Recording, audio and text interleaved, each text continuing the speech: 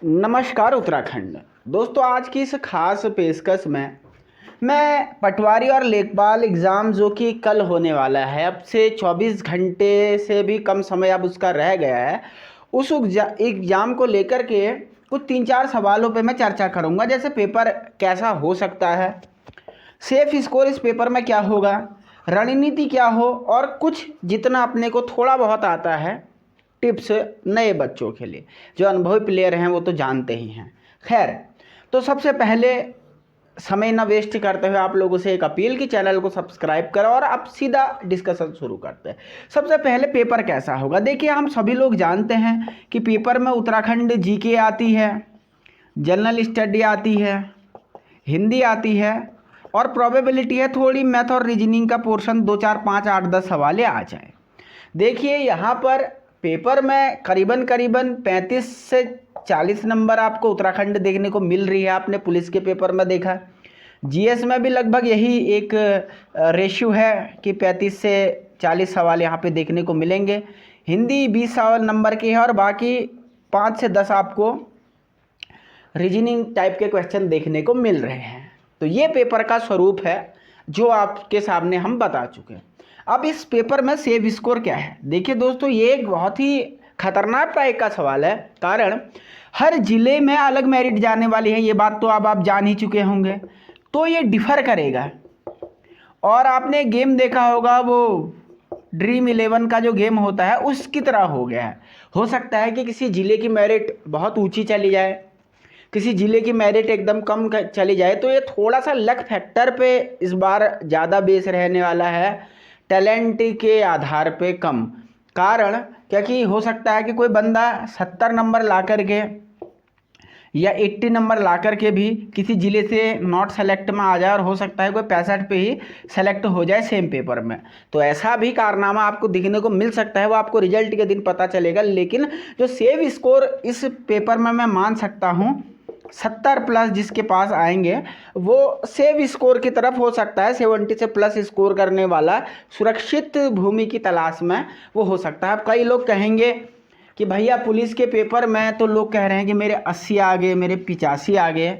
ठीक है, कुछ 2-4 लोगों के आ गए होंगे, वो लोग हाईलाइट भी हो जाते हैं। लेकिन आप लोअर पीसीएस का पेपर देखिएगा, लोग कह रहे थे हम 120-30 नंबर ले आएंगे, लेकिन 105 पे मेरिट जाके टिक गई।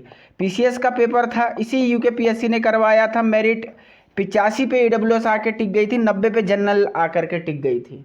तो ये होता ही है। 60% यूके पीएससी का पेपर लगता जरूर आसान है, लेकिन एग्ज़ाम हॉल में सभी को लगता है कि भैया मेरे 100 के 100 सवाल सही हुए हैं, लेकिन जब घर आके ये घटते घटते घटते घटते वही फिर वो 60 से 65 के बीच ही अधिकांश है। 90% पढ़ने वाली जनसंख्या की मैं बात कर रहा हूँ, या 65 नंबर से नीचे नीचे 90% लोग निपट जाते हैं। बात ये होती है। फिर जो 65 से प्लस हैं वो केवल 10% लोग ही होते हैं, और उन्हीं के बीच एक्चुअली कंपटीशन होता है। तो 70 प्लस को यहाँ पर एक सेव स्कोर के तौर पे देखा जा सकता है। अगले टॉपिक पे चर्चा करूं कि रणनीति और टिप्स क्या है।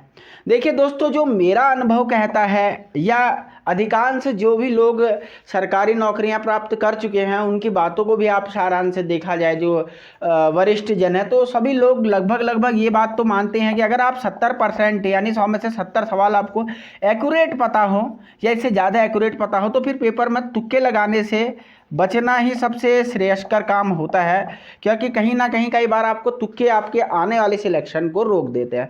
लेकिन अगर आप सवाल हो रहे हैं सही साटी, अगर आप तुक्का नहीं लगाइएगा, फिर वो तो करो या मरो। फिर यहाँ पे आप इसको जुए की तरह खेल सकते हैं कि भाई 40 वैसे चलो 15 भी सही हो जाएं तो 7-8-9 नंबर तो हमारे बढ़ ही जाएंगे वाली बात है, या 10 भी सही हो जाएं 40 में से तो 2-2.5-3 नंबर तो 40 में से हम ग्रोथ करा ही लेंगे, इतनी बात है। लेकिन अगर आप 70 प्लस आपको एक्यूरेट पता है, मेरी समझ तो ये कहती है कि तुक्के लगाने से जितना बचा जाए उतना श्रेष्ठ रहेगा। इसके अलावा अगर टिप्स की बात करें तो पेपर में क्वेश्चंस को दोनों भाषाओं में पढ़ें। आप हिंदी भाषा में भी पढ़ें, अंग्रेजी में भी पढ़ें, क्योंकि समय बहुत होता है। ये यूकेपीएससी एक ऐसा एग्जाम है जिसमें समय एक्स्ट्रा ही बचता है। आखिरी के 20, 25, 30 मिनट हर बंदा बंदी बैठी रहती है वहाँ पे फ्री में एकदम। तो और जिनकी स्पीड तेज़ है वो तो 1-1 घंटे भी बैठते हैं। तो इसीलिए आराम से क्वेश्चन को दो भाषाओं में पढ़ लें और पूरा पढ़ लें, क्योंकि कई बार क्या होता है कि निम्न में से ये फला फला फला फला कौन नहीं है, हम वो नहीं पढ़ते और नीचे है में हमको वाला टिक लगा के आ जाता है, फिर बाद में जब एक बार गोला लग जाता है तो दिक्कत सामने आती है। एक तो ये, और दूसरा जैसे OMR में आपको पता चला कि भाई 15 नंबर के आगे ABCD 3 ऑप्शन है, नीचे से 16 है ABCD, अब आपको 15 का C पता है, आपने जल्दीबाजी में 16 का C लगा दिया। तो पहले एक बार अंगुली लगा के देख लें। ये उन बच्चों के लिए बता रहा हूँ जो अभी बहुत ज़्यादा परीक्षा नहीं दी, और सयाने से सयाना आदमी भी 1-2 गलतियाँ ऐसी कर आता है एग्ज़ाम में कि जो उसका सही सवाल होगा वो घर आके सोचता है अरे मैंने तो इसका यही किया है, लेकिन OMR में जब देखता है हाँ भैया ये किसने लगा दिया। तो ये एक पूरी चीज़ यहाँ पे रहती हैं। और दूसरी सबसे बड़ी बात देखिए, कई लोगों को होता है एहसास कमतरी, इंफीरियरिटी कॉम्प्लेक्स इसे कहते हैं, एहसास कमतरी। तो इसका शिकार आप बिल्कुल ना होवें, कॉन्फिडेंस लेवल बनाए रखें, आपने मेहनत की है, अपना बेस्ट दीजिए, परिणाम विधाता के हाथ में छोड़ दीजिए। तो आई होप सो आप सभी लोगों को ये वीडियो पसंद आया होगा, तो शेयर करें और कल के एग्ज़ाम के लिए सभी को ऑल द बेस्ट। बहुत बहुत नमस्कार।